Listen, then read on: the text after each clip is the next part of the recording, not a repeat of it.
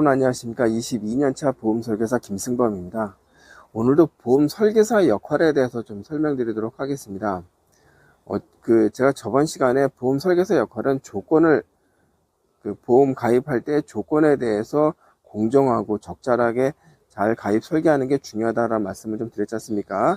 저는 공정한 게 가장 중요하다고 생각이 되고요. 보험 설계사가 이번 달에 진짜 뭐 내가 떼거리가 없는 한 고객의 어떤 건강 상태라든가 조건에 맞춰서 잘 설계하는 게 가장 중요한 역할입니다. 얼마 전에 이제 실제로 있었던 일인데, 이분이 가입할 때 가입을 2008년에인가 보험 가입을 했습니다. 굉장히 오래됐죠. 그런데 이분이 그때 가입할 때, 물론 보험료도 굉장히 비쌌습니다. 가입할 때 보험이 20만 원이 넘었으니까 굉장히 비싼 보험이죠. 종합건강보험으로 가입했는데 그 건강보험 안에는 상해 사망도 한 2억이 들어 있었습니다. 많은 큰 돈이죠. 그런데 직업이 어떻게 돼 있냐 보니까 직업이 사무직으로 돼 있는 거예요. 근데 이분이 가입할 때도 그렇고 그때 사고가 났을 때도 마찬가지로 건설 현장 그 건설 작부 일을 했었거든요. 건설 작부가 뭐냐 하면은 건설 현장에서 이것저것 다 하는 걸 건설 작부라고 하지 않습니까? 그래서 건설 작부는 상해 사망 보험금을 많이 들어갈 수가 없습니다. 그리고 보험료 자체도 굉장히 비쌉니다. 그런데 이분이 건설 현장에서 일을 하다가 2층에서 떨어져 가지고 사망을 했습니다. 사망을. 굉장히 큰 사건이 생긴 거죠. 그럼 그 사이에라도 직업을 바꿨어야 되는데 이 담당 설계사가 그때부터 쭉 설계사 일을 했던 겁니다. 그 설계사도 굉장히 경력이 오래된 설계사죠.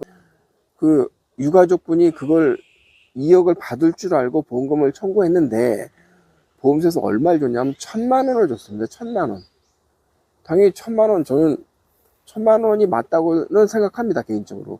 왜 그러냐면 건설 작부일 때의 보험료와 사무직일 때 보험료 차이가 10배가 넘거든요. 그럼 2억에서 10배의 보험금이 차감되는 거지 않습니까? 그리고 건설 작부는 상해 사망 보험금을 3,000만 원 이상 넣을 수가 없습니다. 그래서 보험사에서는 이분께서 가입한 지 오래됐기 때문에 그나마 1,000만 원이라도 주겠다, 상해 사망으로 일하다가 돌아가셨으니까 그렇게 이제 협의를 한 겁니다. 근데 가족분들께서 그걸 받겠습니까? 그러면 이 계약에 있어서 잘못을 누가 한 거냐라고 이제 거기까지 이제 싸움이 번진 거죠. 그럼 설계사가 잘못한 게 맞지 않습니까? 그러면 유족분들이 설계사를 가만히 두겠습니까? 당연히 이건 고소로 가죠. 그렇지 않습니까? 그래서 이게 어떻게 일이 마무리가 됐는지 거기까지는 제가 잘 모르겠는데, 물론 저한테 가입하신 보험 중에서 상해 사망은 오전에 제가 청구해서 오후에 다 지급이 완료가 됐습니다.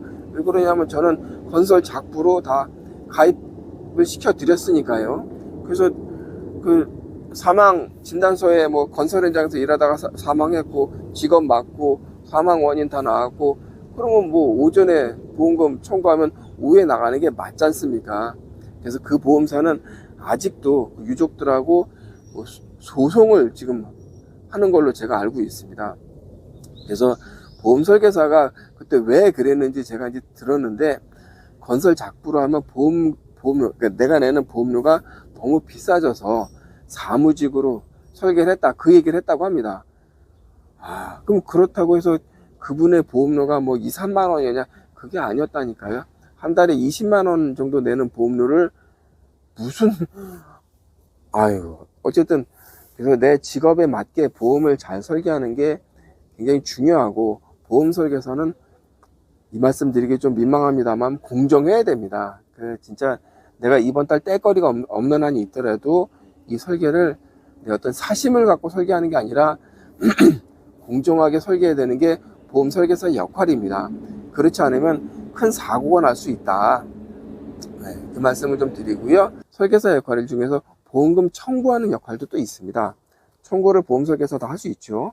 근데 보험금 청구를 하는 데 있어서 그냥 내가 요즘 앱 깔아서 하면 되지, 병원에 가더라도 보험금 청구 대행해주는 업체도 있는데 거기 하지, 이렇게 생각하실 수도 있는데, 물론 그렇게 하실 수도 있죠. 하지만 우리가 보험 가입하고 나서 3년 이내는 내가 보험금 청구를 하실 때 꼭 설계사를 통해서 하셨으면 좋겠다. 이 말씀 드립니다. 왜 그러냐면 보험 가입한 지 3년이 지나면 혹시 내가 보험 가입할 때 고지사항을 위반했다든지 내가 뭐 고의로 뭐 위반한 게 아니고 내가 깜빡해서 뭐 그럴 수 있지 않습니까? 누락시킬 수도 있는 거지 않습니까? 근데 보험 가입하고 3년이 지나면 보험사는 이 계약을 취소할 수가 없습니다. 취소할 수가 없습니다. 그래서 3년까지는 좀 보험 설계사가 뭐 어떻게 보실지 모르겠습니다만은 보험 설계사한테 보험금 청구서를 줘서 내가 청구하는데 문제가 있는지 없는지 한번 필터링을 좀 받았으면 좋겠다. 제가 이 말씀을 또 왜 드리냐면 저한테 가입하신 분 중에 그 유명 그 배우분이 한 분 계시는데 이분이 보험금 청구를 한 번도 안 하다가 보험금 청구를 하는데 그 병원에 가서 그때마다 이제 진료비 계산서를 받은 게 아니라 내가 그동안 몇 년치 보험 납입 확인서를 받은 겁니다. 그랬더니 그게 보험 가입 이전 납입 확인서도 딸려 나온 거죠.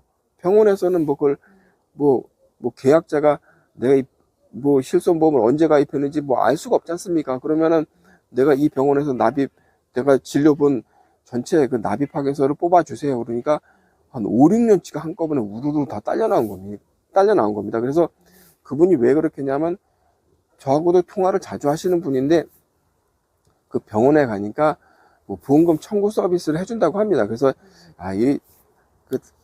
내 담당 설계사 김승범 씨가 바쁘니까 그냥 내가 이렇게 해서 청구하는 게 이 양반한테도 좋겠지라고 해서 그렇게 청구했다고 합니다. 근데 가입 이전 내역까지 한꺼번에 청구가 된 거예요.